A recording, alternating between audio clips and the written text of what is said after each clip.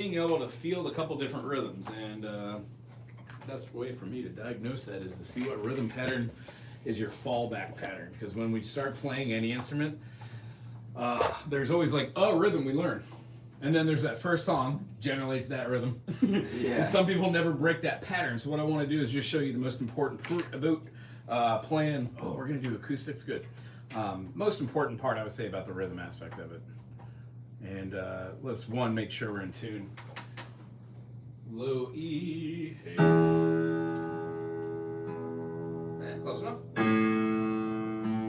And close enough. Uh-huh. Yay. Wonderful. Ooh, those are all great. The last one we'll fix. All right, E. E. Go down to your low one. E2, there we go. Here's our A. Nice. D. G. B. And then E. And that one will suffice. So what I'm going to do, because I'm a lazy cowboy, I forgot to get out my git fiddle. What I want you to do is play a couple chords that you know back to back and do the rhythm style that you would generally use. Okay. What we're going to do is we're going to analyze the music, the rhythm style, and then we're going to throw you a couple different ideas that you can practice over something you already know how to do. Okay. Cool.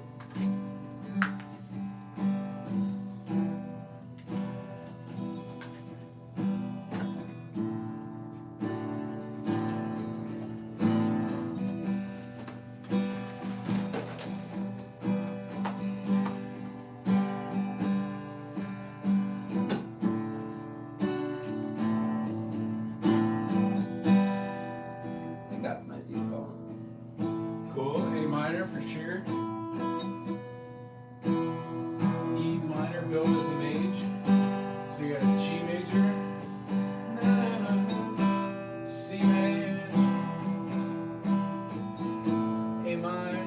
That's the Sweater Weather song. Okay, cool. Yeah. Well, good. You're teaching me a song. Gotcha. And then there's an E minor.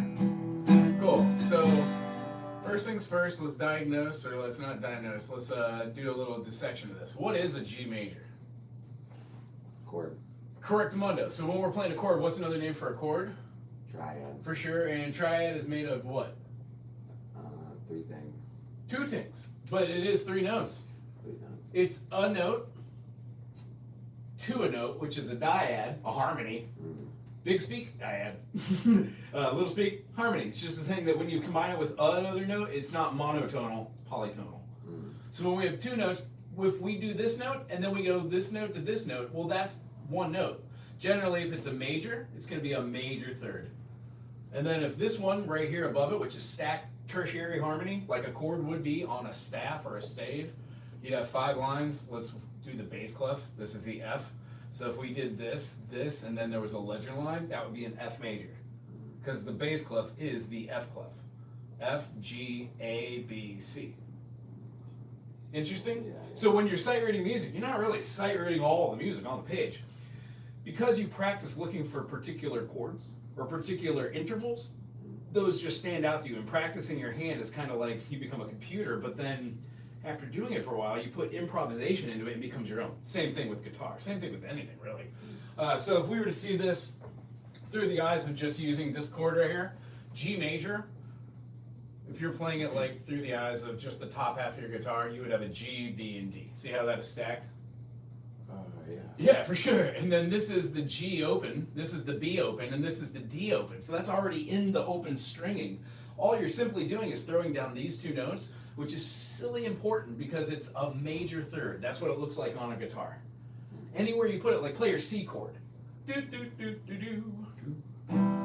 Oh, C major. There you go. Beautiful. Play it again. There you go. Something is up with the guitar. Press down harder right there. That should be a major third. There it is. So you've got a C right here, an E right here. You've got a open G right here. You've got a B right here. And then the top string is the same as the bottom. It's the open E. Yeah. You see how when you close this B off, you get the C? So you could automatically go, oh, the spelling of a C major is What's your triad? How do you spell that? Let's see. Yeah, how do you spell? If we spell G major, GBD, how do you spell C major? In all of its glory. Indeed. Well, what are your fingies on? I need to see the. Here you go. Kim. Yeah. So fretboard it out. I got the black lung pops. Maybe we'll get to 12. Don't know. C, E, G. This is our E. This is our C. This is our E. Does that make sense? For a C chord? Yeah. So what we're doing is, you see how if I were to circle these two, that makes that major third looking context. If you were to flatten this or diminish it by a half step and make this a flat, you'd essentially be moving the spacing. This would go to there and you'd have a much larger gap betwixt the two. Right on? Most people, even myself, I don't really play. I don't go to E flat here. I generally play a bar chord at the 3rd fret, and then I play my A minor shape. Gotcha. You want to try that? Give me a bar chord, 3rd fret. Noise. And then with your other 3 fingers, put your middle finger here on the B string there and play an A minor with the rest of the fingers. This one's a B string. It is. Just act like your finger's not even there. Do you remember what your A minor looks like? Yeah.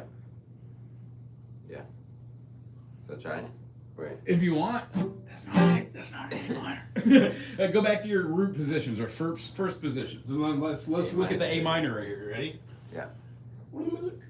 Here's our diagram. In A minor, spell out the names of your notes. We've got an E. What's our other bass note? A D. We have a do. Go fish. Just There's no D. No, you're good. Keep going. That's fun. Hey, Trent. How you doing? Yeah. Here we go. Ready? So E, A, D, and then what is this? It's the. G. It is. That's the G. That's the one you use for the major. Here's our. What's right above G? What's a third above G? G, A. E. G, A. A, B, C, D, E, F, G, G, A, B. B. You betcha. We get a third above. It's the one that's the pesky string. All the other ones are tuned up in fourths. And the B's down here or up here? And the B is open. Yeah. And then what's our top string? Same as our E string right down here. It's our 1 string though now, right? So if we look at this, what we're essentially talking about when we're doing this is the key of G. So if we're doing the key of G, C, what we just talked about, is the 4 chord. The chord we're talking about right now is the 2. It's the A minor. And we've already spoken about the 1 chord. And this begins to make a little bit more sense later. Especially the 1, the 4, and the 5, because most music is 1, 4, 5 in the Western era. Da da da da da da da da da. Yeah. 1, 4, 5. What's the alternative? Well, there isn't really an alternative. They're just progressions. Okay. In music, I mean, I could spread it all out for you and show you like the whole context behind it, and it would take 2 seconds, but you would understand there's a diagram for music. What you hear on the radio hardly ever changes. You'll hear like 3 chords over and over again. Really? Oh yeah. I mean, doing music analyzation, it breaks my brain. It hurts my brain really to do it. Because, I mean, not to discount it, but all of it's the same. It doesn't change. Miley Cyrus is Jessica Simpson. Jessica Simpson is Loretta Lynn. I mean, there is some flair to different ones, but essentially music is composed of 7 notes in the Western ear. So almost all melodies are the same. They're just rearranged. Right. So when you hear one thing, you hear the other. A lot of people call it like copyright infringement. I simply look at it like it's hard to get away from the same stuff. So eventually somebody who owns a guitar is going to write Wonderwall and not know they wrote it. And be like, oh, this is great. Check it out. And everybody's like, that's Wonderwall. Yeah. It's a bummer. That happens. But that's the process. And then these go to different notes. So you would be able to skip these kind of things, right? This is all our alternative. So if you were to pick any of these in order, that song progression will make sense. Your progression is a 1, 4, 2, and then it goes to a 6. That's actually odd. 1, 4, 2, 6. Do you see how that's counterintuitive? So music analysis, I would say, I'm not going to go to that 6 as a minor, I'm going to go to it as a major. And then that would change your song, but I have never heard the song, so I would go, oh, there's that weird thing. So we would talk about this in intermediate music, and we would relate it to this, the circle of fifths. And you would see, by just putting the chords up on the board, of where they fall in relativity of being lighter to darker for the sharps, or same kind of thing, keeps the relativity, but you view it through different eyes, through these chords. And here's our enharmonic chords. These are the same. G flat is an F sharp, C flat is a B. We would learn all about this. This is called the circle of fourths, because it goes this way. This is called the circle of fifths, because it goes this way, and it talks about sharps, it talks about flats. So if you were doing this song and you went to an E major, rather than an E minor, which doesn't exhibit a major third, it gives us just this. Feels kind of melancholy and sad. You throw in that G sharp, you've just altered this to be an E major.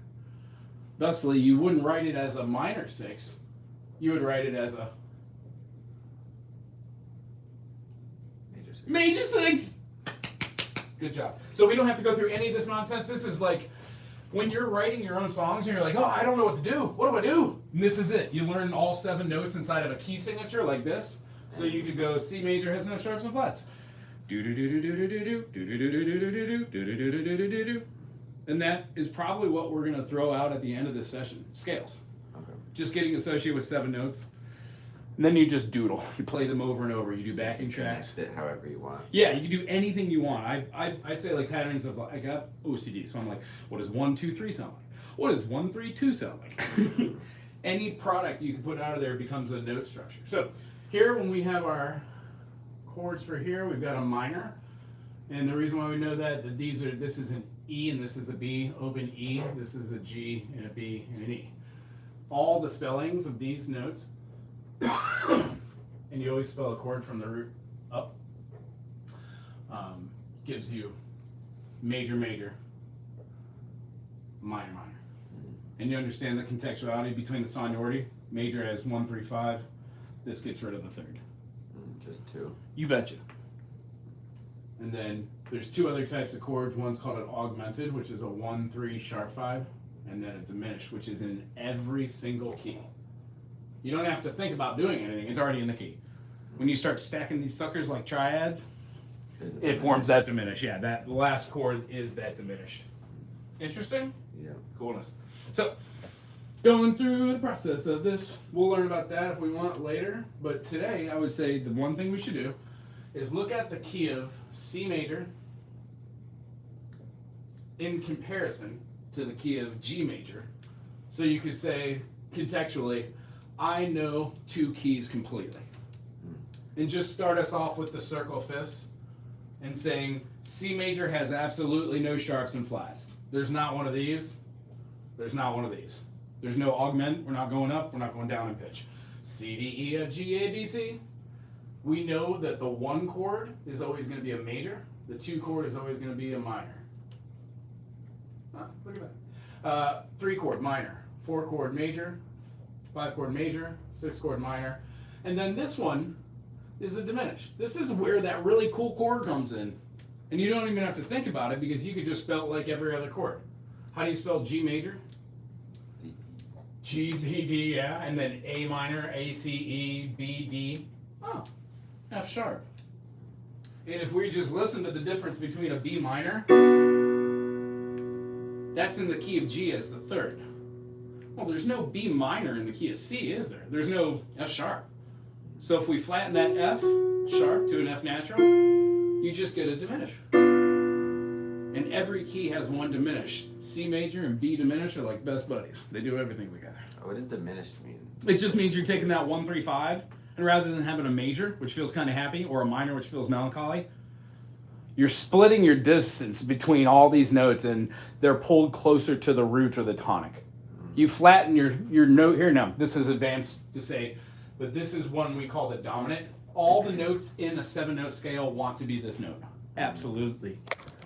And if we take those notes that want to be that note in the dominant, if you do not use that dominant, you can use the subdominant. That subdominant is rock and roll. Whenever you hear a change that's not like a 1-4, it's generally a not a 1-5. It's generally a 1-4 in most Western music. These are called the major third and the major second because we're in a major key. This is called the major sixth, and then this diminished major seventh. When we do chord construction, like if I wanted to play a G major, would you play a G major for me? You've got 3 G's. Noise. 3 G's in here. One here, one here, one here. Switch one of those to the F sharp. Now, impossible, unless you detune your open G, unless you're a rock star, and you can if you want to. You can also tap up here if you put a finger down, it would hit an F sharp. So, you know, blah, blah, blah, you do that, and it would hit the F sharp. Right. That'd be interesting, but silly. Unless you're doing that. That's actually what I'm working on my own electric, blah, blah, blah. Like this? Ooh, now that will be a dominant because that note there is an F natural. That's the note we're looking for. So if you raise that to there. Like, yeah, you can either use your third finger or your pinky. I enjoy my third finger. Yeah.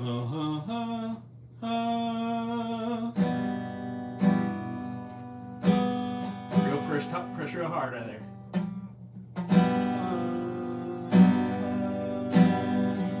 Hear it? So what we're doing is, I would say instead of doing this F sharp, maybe flatten that high G. So instead of doing this, G in your first position, try to play your G major in your secondary position. So get rid of your first finger, yeah. There it is, replace the mundo, replace, there you go, more in the middle. There you go, perfect. And then rather than putting your pinky down, don't worry about that pinky and use this finger now to hit that F sharp. And the reason why it's impossible right now, let me change your body posture. Look up here, sit up straight, move this hand, thumb back here, schmack, and then build that chord, boom to boom. And then with the pinky? Yes, and then put that one right there. There it is, and then this finger, play the second fret on the highest string. On the highest? That's the lowest. There it is. What do you think? Get rid of that pinky. Get rid of the pinky. Tree finger down. You got your one. Remember what that is? This is your major third. That's your G to your B. Okay. Boom. Make sure you play the top string with your strumming hand. All the way through all 6 strings. Nice. The back fat from your hand is muting it because your thumb is not right here. Swing that elbow out and then look up here. Hey! So remember the 3 things that make it hard to play? Where the head is, where the elbow is, and where the thumb is. Gotcha. Cool. Now try to even put this guy, if I may, just right. Boom. Ooh, you hear it? Press down harder. There it is. Try not to play the low end, try to play just the high end. Still muting it with one of these.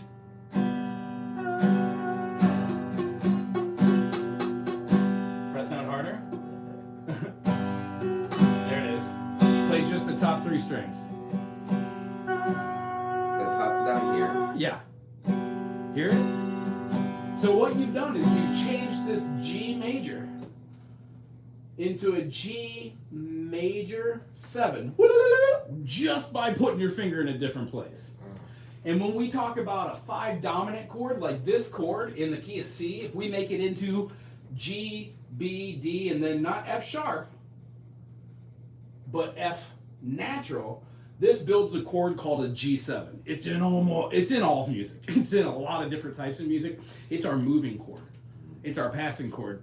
Very simply said, if you know how to build this triad and you could watch this process, you'll dig it. When we play a G major, we stack a G, a B, and a D. So when we stack a G, a B, and a D, that next note we play here is going to be stacked tertiarily. But because the key of G major has an F sharp, we have to use a natural, which is one of our accidentals. That little natural right there is what our first exposure to not having a sharp would be. How do you get rid of the sharp that's in a key of 7? Oh, you naturalize it. It becomes an F natural. Now, with this, G7 is in the key of C. Why? We got rid of that pesky F sharp. Does that make sense?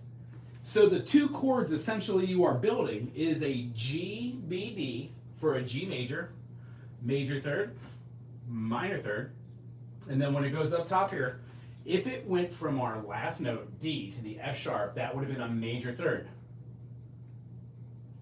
minor third. So what you're doing is just stacking either major or minor thirds in music. Now you don't have to know this to enjoy music, but knowing that that's what this chord is, this G7, anytime you play a G7, it feels like a hot knife going through butter going back to that C. When you're in the key of G, if you play a D7, if we just build it out here, if we've got like D7, we would have our D note, our F sharp, because we've got our key signature. D, F sharp, A, and then we put our C sharp. Well, that's a C sharp. We don't want a C sharp. So in the key signature, we must naturalize that note. It becomes D, F sharp, A, C. And when you play, can you play here? You show me what it is. What are the names of your 6 strings? G, B, D. Here we go. Yeah, in order, perfectly, but yeah. E, B, G, D, A. You betcha. E. Yeah. So yeah, I usually go E, A, D, G, B, E. Okay. Bass notes, and then this is what would be like an ook or stuff like that. A So what? when we're A ook? yeah, if you just do the Oh, a ook. yeah, you throw a capo at the 5th fret, you got your ook, Right. Yeah. and then you can just play the top half. So how do we spell a D major again? D major. Yeah, if you want to, it's the next one here. C has no sharps. C. G has 1 sharp. That sharp is F. F. D has 2 sharps.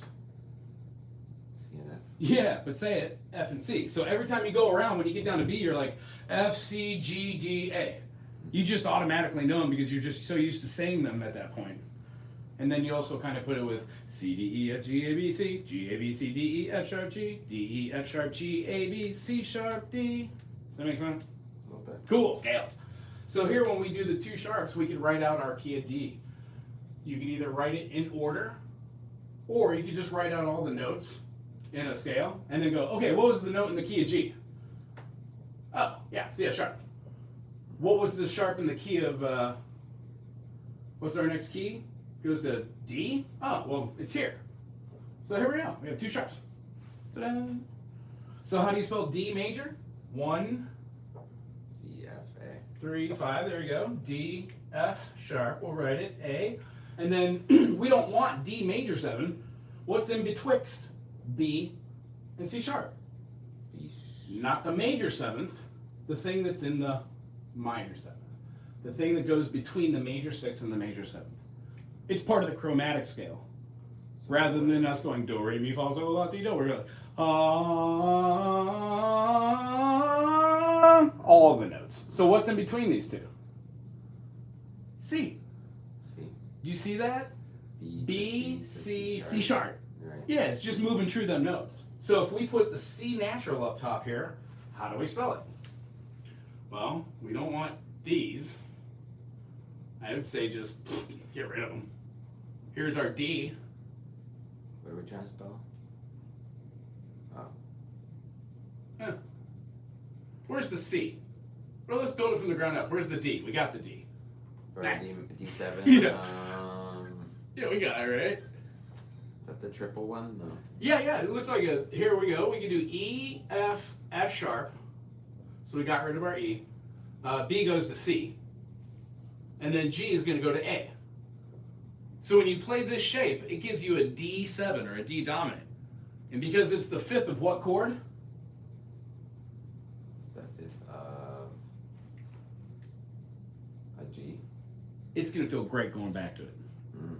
So our big takeaway today is when you're playing music and you're learning how to do it, if you hear that dominant chord, it's more or less because you're stacking 3 notes, which make up a major chord, and then these 3 notes make up a diminished chord. You're quite literally putting the chord that builds the most tension, besides the augmented, depending on how you look at it, out of all these. Does that make sense? So should you play a diminished before the major chord? You are essentially doing it to it, and I will show you in form on what it looks like, so we can just do some strumming patterns as well.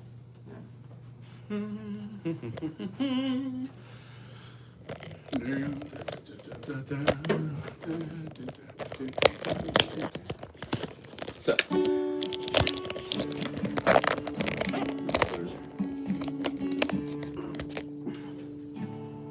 still on there? Ooh, that's so good. That is a major minor chord. Pink Floyd uses those so much. Okay. So here's what I was in reference to. If we were doing like the key of G, G major, if we play that same G major by releasing that third like this and put our third like this, using our middle finger, our ring finger, we then have a G major that can move through. In the secondary position. Yeah, and then you can kind of move it from a G major. And you, And what you do is, it's not one or the other, it's both. You would kind of learn how to do like G major this way, okay. and when you're good moving your chords, it would feel good moving it just to the chord eventually, because you would be used to that feeling of doing this. And you are changing one note though? I'm moving the one high G down to the F, but I'm not moving my finger like that. That would kind of feel weird. Right. You can't. But it doesn't change it much Not at all. gonna stop it. But I think it's a weird idea. Hey Mountain, what's that? What's shaking?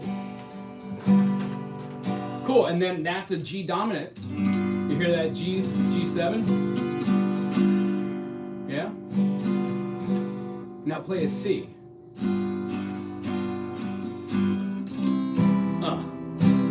Like in the pocket. Did you hear that? Yeah. And if we were to do this, you know your A major, right? Yeah. And if you're playing with tree fingers, even better. Now lift that, you're playing with two finger, so you're not quite getting the hold. That's an A minor. Oh, A minor. Yeah, so check it out. If you were to sharpen that C, you would have E, A, C sharp. But not in that order, A, C sharp, E. In the key of D, it's the fifth. So do you see how when we see the D, F, A, it was the 1, E, G, B, 2, F, sharp, A, C sharp, 3, G, B, D, 4. Well, our 5 is A, C sharp, E. That's our A major. So check out this chord. You can either play like this right here, tree down, and then leave open the op open. A lot of people play it this way. Mm-hmm. Many people are telling me it's like, the greatest way to, yeah. Like this? Yes, and then throw me the bird. Yeah! That's an A7. Now learn how to play that in a bunch of different ways, you know? I got nicotine stains on my fingertips. Yeah, you're gonna play it in a bunch of different songs. And then the whole idea that teeter-totters, do you remember our first video, blah, blah, blah? Doing this, just trying to get used to playing them in different fingerings. Mm-hmm. It allows us to then move this chord up with a bar chord, right? And by the time that we get done, you got it? Like, here's the F sharp minor. If you put your pinky down, nice. Wait, up or down? No, down. There you go. Good job. If you remove the pinky, you get an F sharp minor 7. And if you keep that bar chord and move this finger right above to where it was, and then put your pinky on the 2 string, the B string, let it feel natural. Just place it down. Look at that A7 you just created, but now it's called a B7. And because it's a 7 chord, it's called a B dominant. And because it's the 5th of some crazy chord, E major, now play an E major. Or an E minor, doesn't matter which one. It'll sound great going to both. Not like this though, right? That's the F sharp minor. Right. And if you do this B dominant, I mean, essentially you're doing a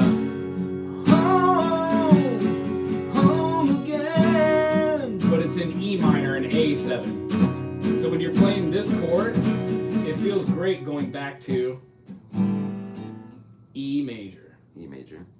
Mm-hmm. There you go. Make sure you got your G sharp, and if you don't, it doesn't matter. Did you hear that?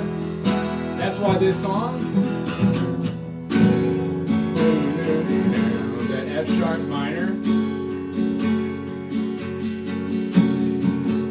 which is really cool. They hold it out for a while, then they go to A.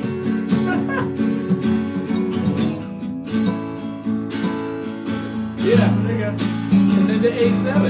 And because A7 is the 5th of some key, it feels good going back to any of these. So we'll revisit dominance, but that'll be in your recap video too. Okay. So you can work on it just doing it the way I suggest is like, how about play a D? We spelled out what the D dominant is, and because we know that it looks like a backwards triangle, if this is D dominant 7 or D7 and this is D7, what is this called? Is it D minor? No, not a minor because it doesn't have that minor third. D It has a major augmented 7. D augmented 7. I mean, it's a D flat, but you were close, but no. It's a D major 7. D major 7. Yeah, so in every key, the practice is to go like C major.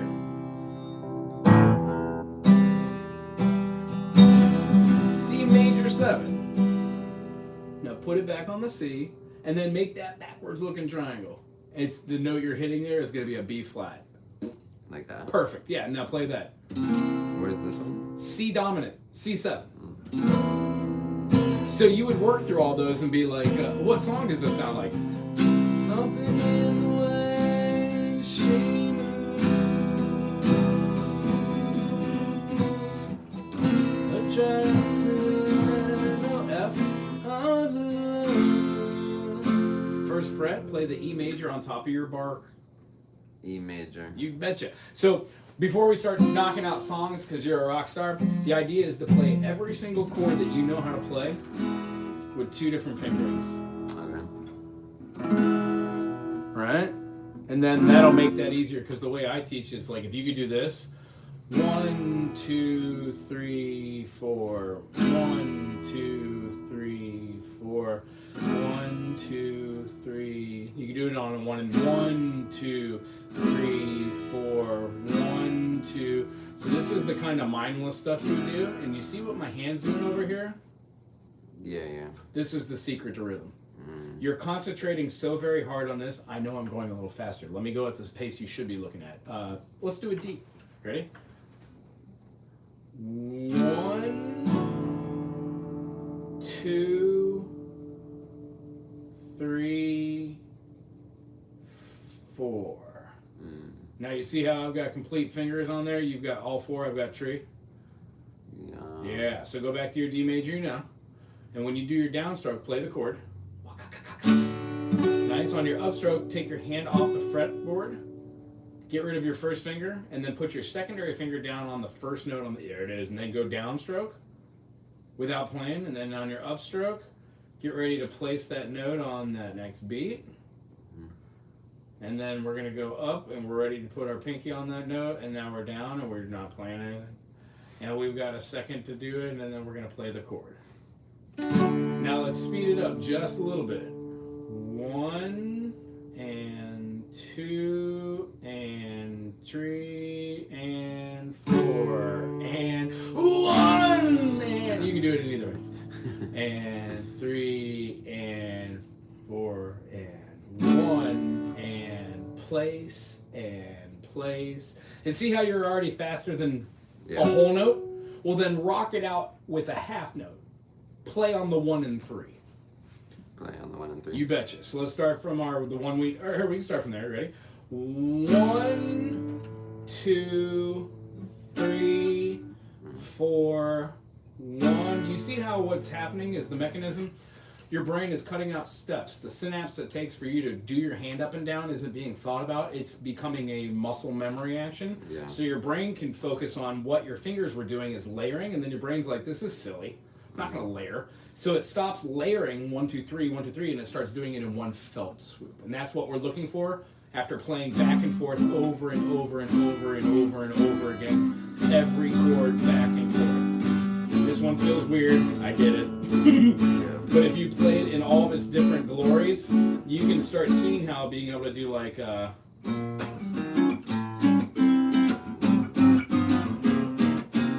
It's a mechanism of chords, knowing your chords, but seeing everything.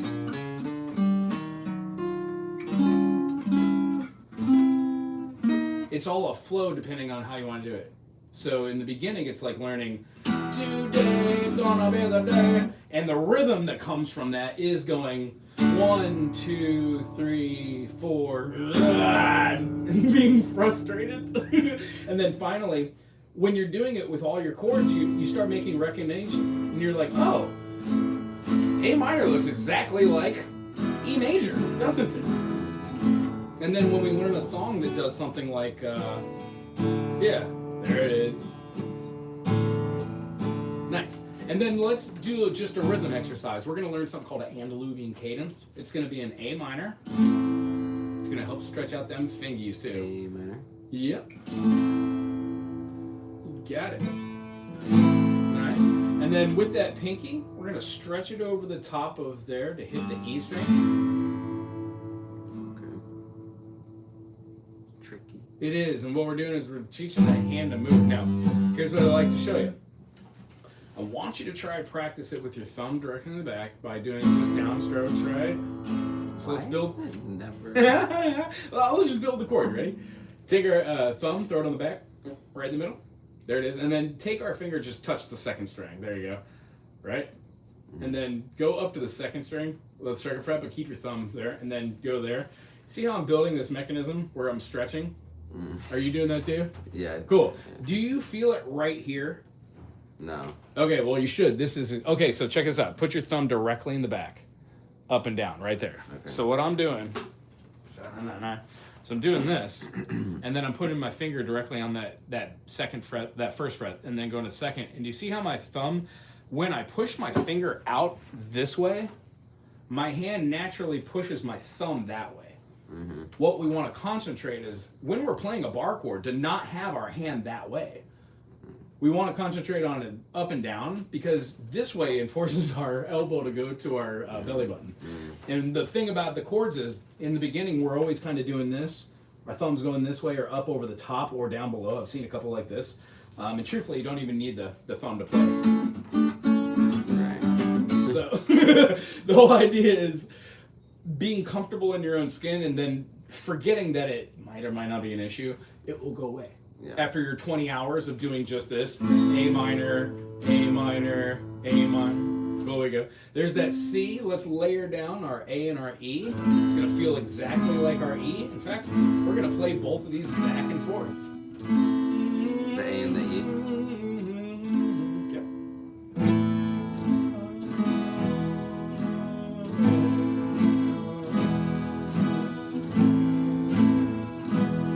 Nice.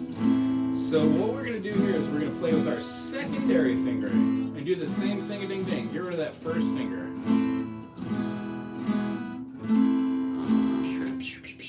There it is. Nice.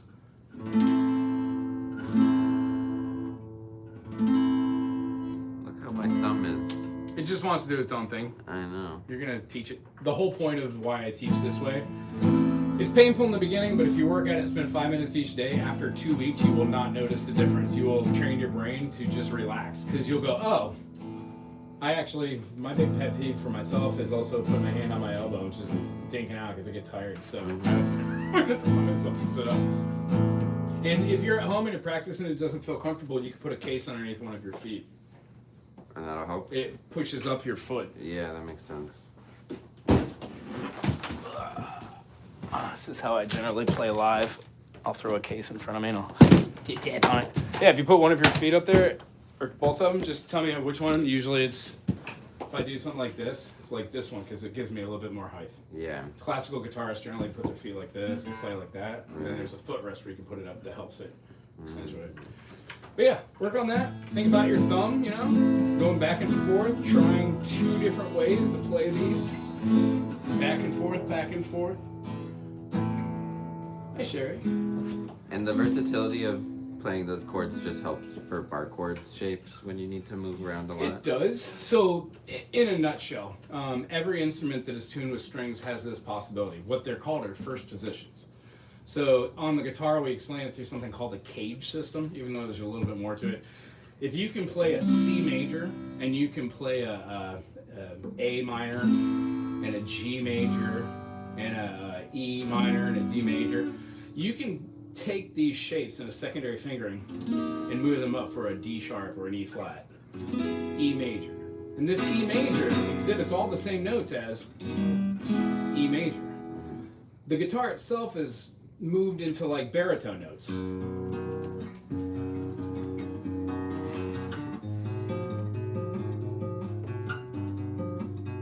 Isn't that pretty? Nobody plays the sixth string like a baritone unless you're from a different class. If you move that same shape up from the E, from the B natural, the bar chord right there that it's associated with is right here. But you can't play this top note unless you put it in the chord, and that's a weird stretch because that is a large minor third, almost a major third. So E major comes next, and then A minor, and then D augmented. So the concept is you don't need to know how to go like, you know, what I just did, B. But if you know that B is B sharp or C, well then this chordage goes underneath C major. And now you've got a ridiculously full chord, no matter how you choose to play it. And by the time you figure out and you stumble on this, you'll be like, oh, this major shape, when you move it up, turns into a sus or a sixth chord. You can name them in different ways. 1, 2, 3, 4, 5, 6. So what we do in the beginning is you learn a couple basic chord structures and a couple patterns. What we're working on is taking any chord you know how to play and learning how to play with different sets of fingers. So then, yes, absolutely, we can move it on up and then play bar chords. So the idea is if you can go E major, E major, E major, F, A minor, A minor, A minor, B, open weird chord, A sharp minor. Wonderful. And you just do these every once in a while you're watching TV. You know, after a period of time, I mean, my thing was listening to Fish and going, okay, what is this? And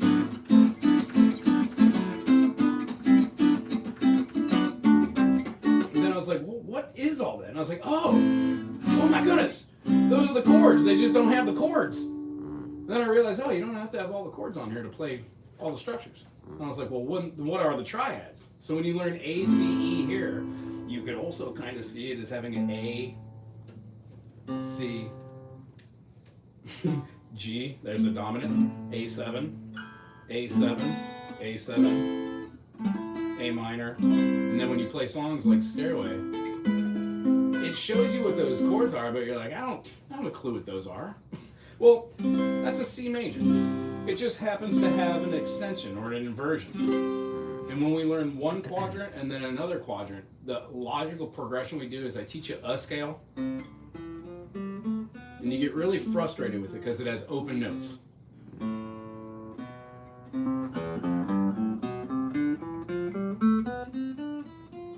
It's not just the scale I teach you, it's all the notes in that quadrant. Does that make sense? Yeah. So when I move my hand from here up, I now have a new quadrant. It's not just the scale we learn, it's being able to go F, G, A, B, C, D, E, F, G, A, B, C, D, E, F, G, A. And what you'll notice is, oh, all guitar, all four strings, everything that's turned in fourths has this pattern. Whole step, whole step. Yeah, G. And then what comes after a G? C. What's up on the board? What's our number 2? G. What comes right? Yeah, G A. So when we go up to the fifth, we get an A. G A. What are you doing? Yep. Either or. You could either use one finger to two finger, or you could use one finger to three finger. And here's what the whole thing looks like. See how this pattern repeats itself? Yeah. And then it moves up a note and does another pattern. This is our next pattern. Half step, whole step. And then that's repeated. And this is what the practice of practicing is. So when somebody's going like 1, 4, 5, 1, 1, 2, 3, 4, 1, 2, 3, 4, 5. It's alright. It's alright. That's a 1, 5, 4 progression. See how they're named? And what we would practice is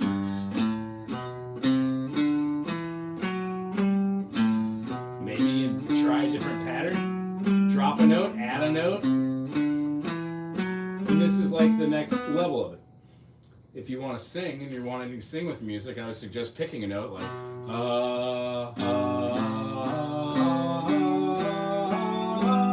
I was singing. I do like to sing usually when I play. Cool. Then that's a great way. And again, like the strumming thing, you don't notice that you're teaching your brain to coincide with your instrument while you're doing it. It's just, you're like, it's like singing in the shower. And then after a while, you're like, you start to hear the intervals. It makes a lot more sense. Unless you're tone deaf, but you're not a producing.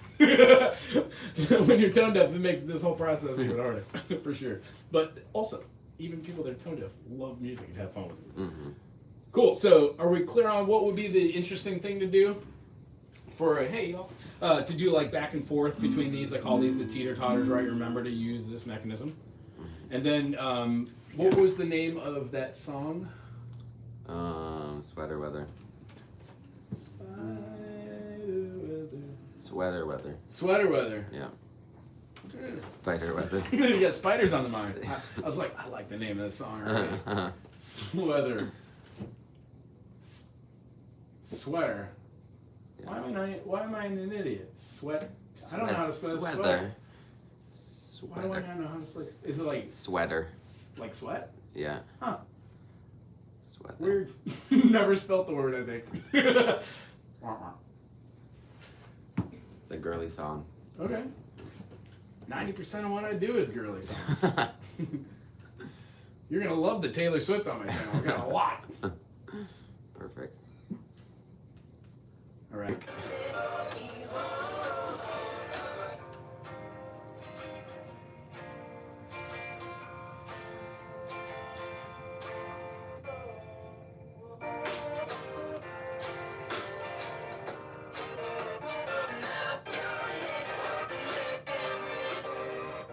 Cool.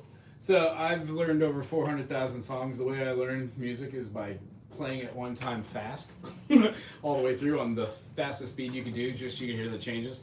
And you playing it as fast as you can, or listening? It doesn't matter if I play along with it, just because I heard that note. They use the same rhythm and then they change it.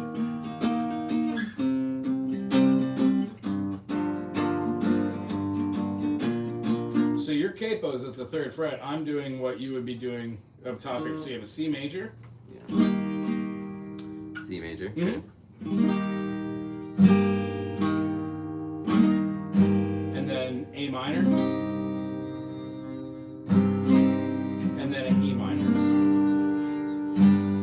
No first finger. Beautiful. So do you see how the benefit of practicing your chords down here and using secondary finger allows you to just eventually become your own bar chord? Right. C major, A minor, E minor. Yeah. So the rhythm on this one there's 3 different rhythms in this song. There's a secondary guitar doing what is it? E major, E flat. It's a minor, right? All the way up there? It is, because you've got your E major right here, and then it goes to an E minor. So you could play it here and do your E shape, not E minor, sorry, it's the E major, E flat major. And then you could play the top half here. So what you're hearing on the top in here is like a, and when it drops down, it's doing our E flat to our C minor. So it goes down to here. And then you could hear that go down here to the lower. So what the secondary guitar is doing is it's playing.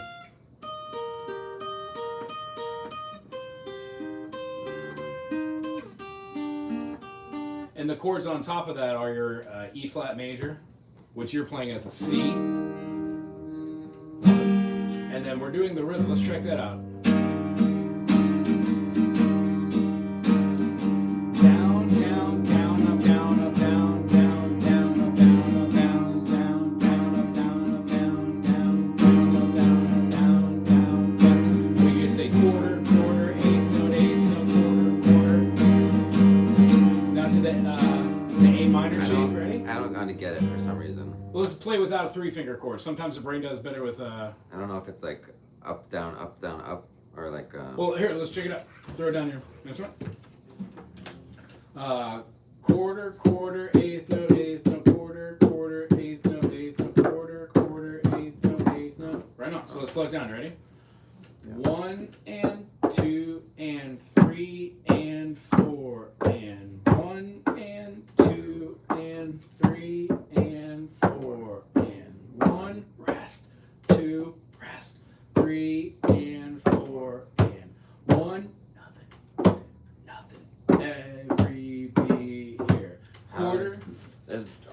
What? There's 2 pauses? So watch even this. if you're playing in a... Watch my hand here. Okay. This is in an eighth, because I'm playing eighth notes. 1, 2, 3, 4. 1, 2, 3, and 4, and. I could keep that rhythm and go 3 and 4 and, or 3 and 4 and. So when they're doing this,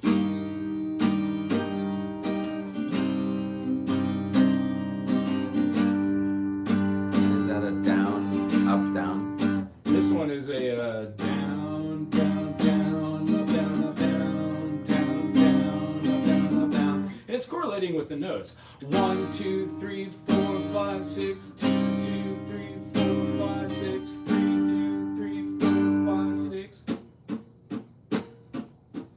That's the rhythm and the pulse. But we also have underneath there just this, I already closed it out. So the rhythm, try it all on the downbeat. And those are the ones you count 1.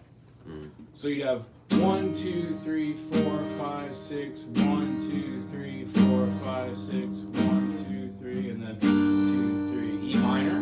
There you go. 2, 3, 4, 5, 6.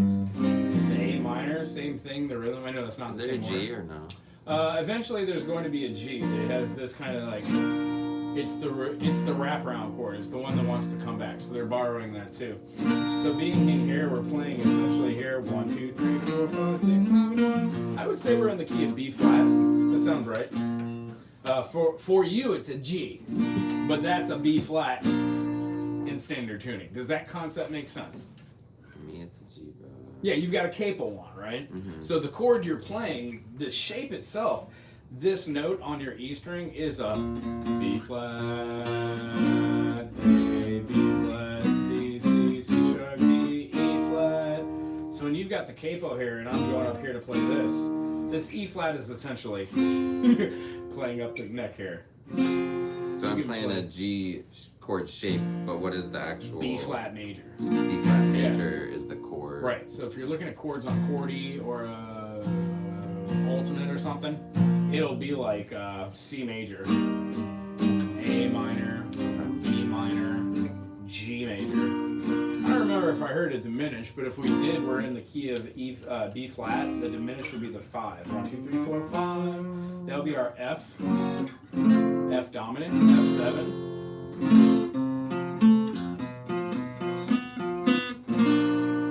But the chords themselves, so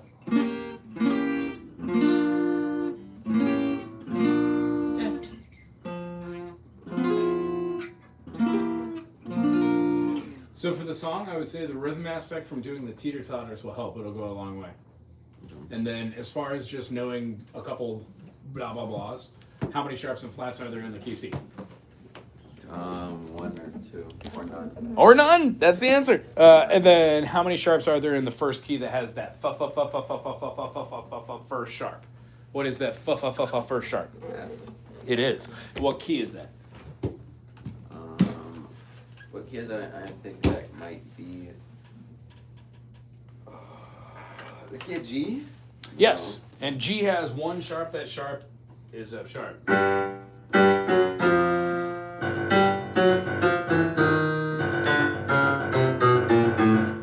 Master of the Puppets uses a chromatic scale, descending and flattening. What is another word for flattening a note? The opposite of flattening is augmentation. What's the word that means to go down in pitch? Not sharp. One of the chords is actually called this. It's not a major, it's not a minor. It's a... 7. No. 7 is the right... It's the major 7th, but what's the name of the triad that's created? The sonority. You either have a chord that's a major, minor, augmented, or... Diminished. Correct. To go down in pitch in any note is a diminishment. So when playing Master of the Puppets... When they go down in what? When you go down in what? It's a diminishment. In step. Half step. All these... those are moving down in step. Going up. I'm moving in leaps. Those are called an arpeggio, but still in steps of some sign. Steps make up an octave. Oh, they do. Yeah, like our scale we talked about is a major step, major second, minor second, major second, major second, and then minor second. The only two natural notes that do not have half steps are the 3 to 4 in every key. So E to F. There's no black key on a piano for that. You know what I mean? So those are our natural notes. So what I would suggest before the next time we do anything, maybe have a music notebook. Watch one of. I'll send you a video on the circle fifths. Just draw it. It says for the kiddos, don't get weirded out by it. Just draw the thing. The more you draw it, the more you'll be like, oh, seeing the whole circle might help now. But when you're playing a song and you go, oh, I'm playing like key of C and there's an E major, like that's not in the key of C. Eventually you're gonna be like, oh, I borrowed it from another chord and here's why, and do if you want to. Yeah. And then resources are like backing tracks, stuff like that. Being able to form these chords, this is down the road. And then the rhythm exercises that I'm gonna give you in here are gonna focus on up and down and then counting this note. So long story short, this is our half note, right? And how many quarter notes are inside of a half note? Probably 2. There are. And then inside of each one of these, we have what? What kind of note has a quaver? Has a what? A quaver or a flag? I'm not sure. They're called eighths. Okay. Yeah, the whole idea is if we have these half notes, like going here, this half note is also with another half note that makes up a whole note. 4 beats, 2 beats, 2 beats. Quarter notes have 1 beat. So to complete this, we would have to have 4 quarters in a whole note. And then if we were to divide that again, essentially what we're doing is we're taking a sum, dividing it for halves, quarters, eighth notes, 16th notes, if I can do them, and then 32nd notes. What is a 32nd? It just looks exactly like these. So after the eighth notes, we generally don't just do these as like singles. We only do them in singles if we're writing. Usually they're found together in pairs with a little beam. Mm-hmm. So we count eighth notes as 1 and, 2 and, 3 and. So this is the upbeat. Right. Does that make sense? I bet it would. So 1, 2, 3, 4. Not great at it. And then after that, our next note is going to be the same thing, but we've got an eighth note here, right? And then an eighth note here. We add a B. These are 16th notes. Does that make sense? So for each one of these, we have this equation of having these 16th notes. And after 16ths, we count all of our 16th notes the same. 1 E and a 2 E and a 3. This is 1 E and a 2 E and a 3 E. So when you're just playing all the time, are you playing a bunch of 16th notes? Yeah. If I'm getting down on something, and here, I'll give you a little taste. Let me show you. Pick a song. Pick an artist or name a letter. Pick an artist. Green Day. Green Day. Oh, jeez.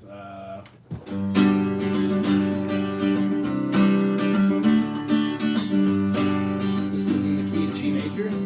This is a 1. G is the 1. G, A, B, C, D, C, D, E is the minor 6. 5, 4, and then.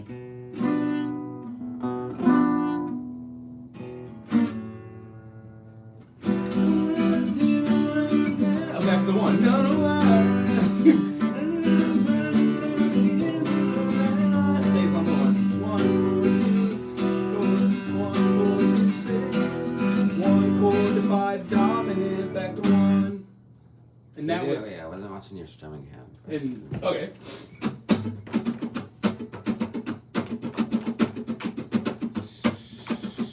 Okay, that's hard and easy at the same time.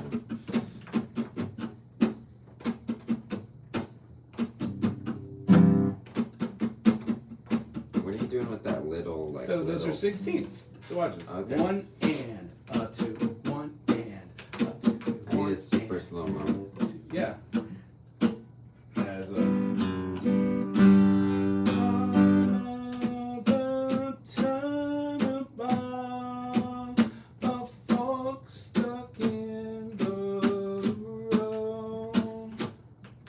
Okay. Boom, chop, boom, boom, chop, boom. Need this song in the review. Kind of has that market. Boom, down, down, down, down. so good at that one. So I'll throw that one in. Do you want me to put that one in the video? Coolness, and that'll give it a little bit more expression. You would work on that. You'd be like, can you say it out loud? Down, down, up, down, down, up, down, up. And then if you need to, you go slow enough to feel the rest. Rest.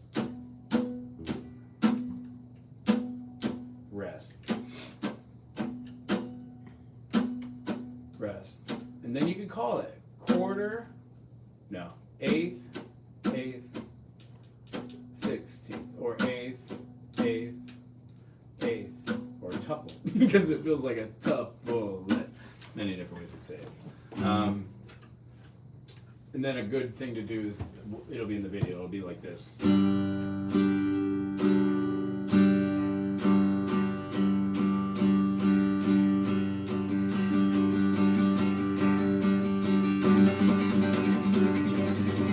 That's impossible. These go slower. If that's impossible, do these slower.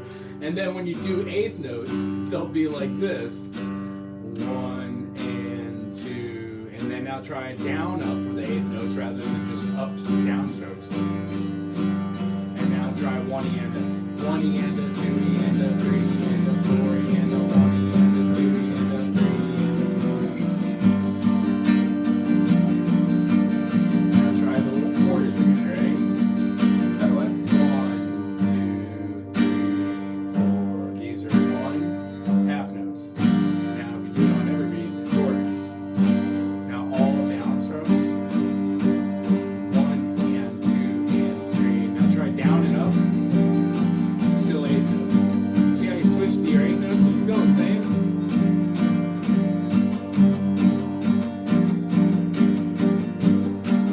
E minor, C major. E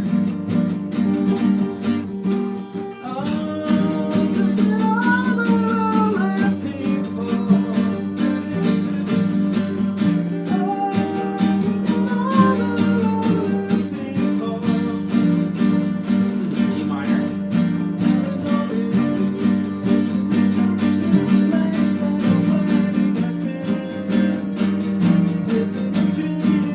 Cool. I'll throw Eleanor Rigby in there too. Fire. Nice. Yeah, and all those are interesting because you could either do downstrokes, eighth notes, or you could do upstrokes. Here's your capo. Oh, thank you. Let's see here. See if anybody has any questions if they're hanging out. Oh, wait, play Iron Man, play. It is better. I agree. Anywho, no questions about the music. I might jump on a little bit later. Oh, we did do Green Day. Good for you. So, Marissa, if you're still here, we're going to throw some Green Day on later. Other than that, everyone have a great day.